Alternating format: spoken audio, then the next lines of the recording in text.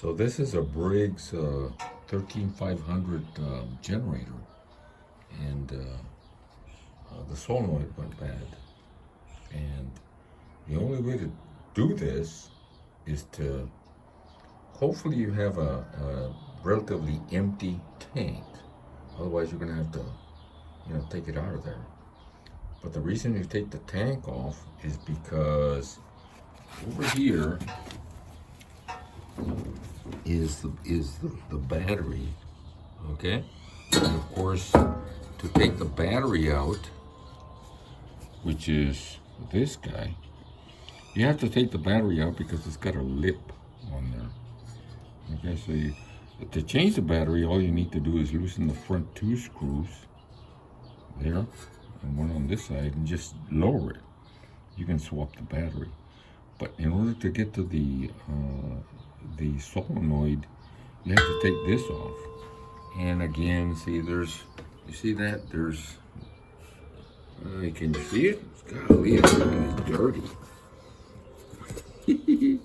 Anyway, there's one there, see? One there. And obviously, there's the other two up front. And all that is something like this.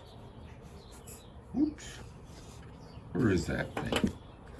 It's got those, see? So there's 4 of them. So you take those 4 off, pull the battery out, so that you can get that off, which holds the battery, to get to that solenoid.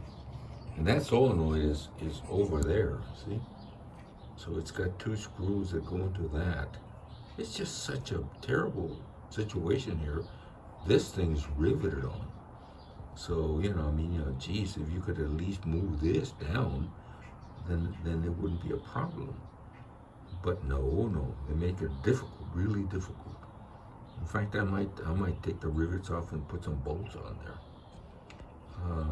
Anyway, that's a solenoid, and what it is, it's got 2 wires here. Number 1, it's got the trigger right there. See it? The trigger is right there off of this the push switch. Okay.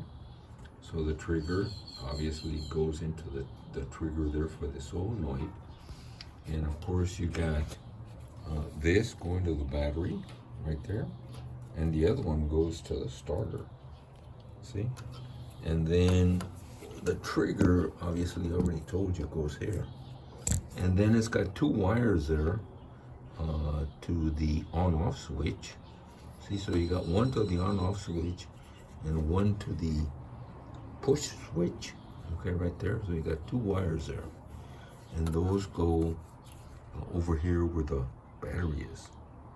Okay, so you get 1 wire going to the switch, 1 wire going to the push switch, and then the push switch comes out and hits the trigger right there, and that gets battery over to the from the battery to the starter. Anyway, it's a chore, but that's the only way to do it. I wish there was a better way, but no. You might have to maybe, well, no, it doesn't reach. I could put the solenoid on the outer side over here. You see where the screws are? But I need to run longer cables here in order to be able to do that. Otherwise, just drain or lift up and hold the. I gotta clean this thing, but it's in the trailer, so.